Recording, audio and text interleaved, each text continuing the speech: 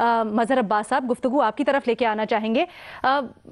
ये जो दोनों फरीकैन के दरमियान इतनी तलखियां हैं, कहीं ना कहीं तो इसको मिटाना होगा, बैठकर बात करनी होगी। कल को वही लोग जो कि कहते थे कि जी पार्लियामान में आप चीजें लेके आए, पार्लियामान की बालादस्ती, आज वो कह रहे हैं कि इलेक्शन कमीशन। इसकी वजह क्या आपको लगती है?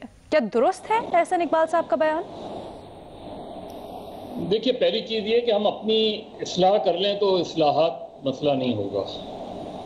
अगर मैं खुद इस चीज़ पर तय कर लूँ कि मुझे कोई बेईमानी नहीं करनी, तो कोई भी मुझसे बेईमानी नहीं करा सकता। अगर मैं ये तय कर लूँ कि इलेक्शंस को मुझे शफाफ बनाना है, तो हो नहीं सकता कि इलेक्शन में धांधली हो जाए। लेकिन अगर मैं ये तय कर लूँ कि मुझे हर वो हरबा इस्तेमाल करना है जिससे मैं कामयाब हो जाऊँ, तो फिर जाहिर है आप उसमें गड़बड़ होती है।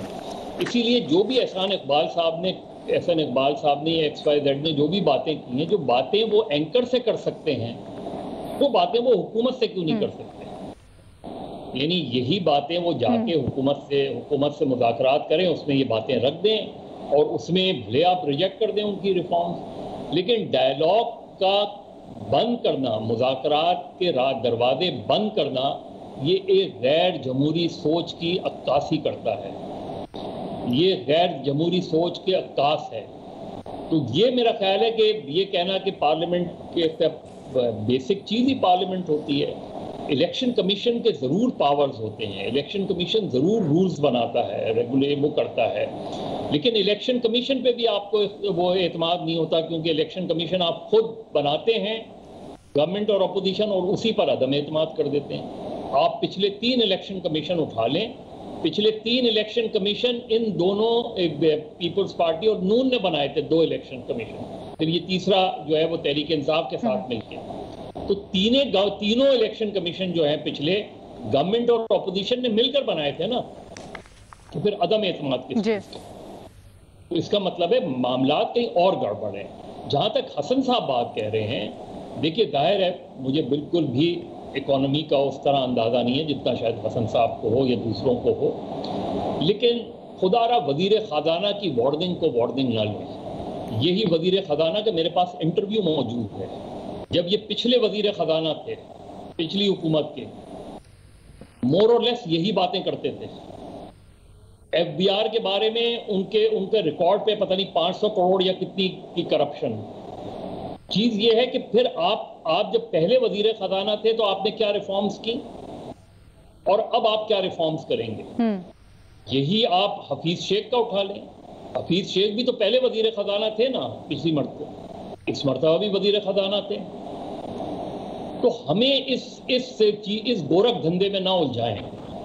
हाँ, माशी सूरत हाल बहुत खराब है, चीजें कुछ बेहतर होनी शुरू हुई हैं, लेकिन अभी हम बहुत दूर हैं, क्योंकि हम बुनियादी इस्लाहात नहीं करते। इलेक्शन इस्लाहात छोड़ दें, हम बुनियादी इस्लाहात नहीं करते अपने सिस्टम को बेहतर बनाने की, चाहे वो इकोनॉमिक रिफॉर्म्स हो, चाहे वो इलेक्टोरल रिफॉर्म्स हो, चाहे वो पॉलिटिकल रिफॉर्म्स हो, चाहे वो जुडिशियल रिफॉर्म्स हो, चाहे वो पुलिस रिफॉर्म्स हो।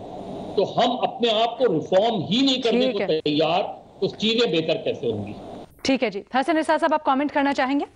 नहीं, लेकिन अगर ये मुझे नहीं पता पहले क्या बात करते थे शौकत तरीन साहब, लेकिन जो बात करते थे, इस तरह के मामलात में को कट ऑफ डेट नहीं दी जाती, वो तो हो गया मुल्क के साथ। वो जो अगर पहले इस तरह की बातें करते थे वो तो हो गई हैं। अब तो 4 साल की बात, और आपको नहीं पता लग रहा है या मुझे नहीं पता लग रहा। You don't have to be an economist to understand what's going on. आम आदमी अपने पेट से पूछ लेगा, अपने चूल्हे से पूछ लेगा, वो उसको बता देगा कि क्या हो रहा है। 4 साल नहीं वो उनके लिए 6 साल हों, लेकिन वार्निंग बहुत सीरियस है।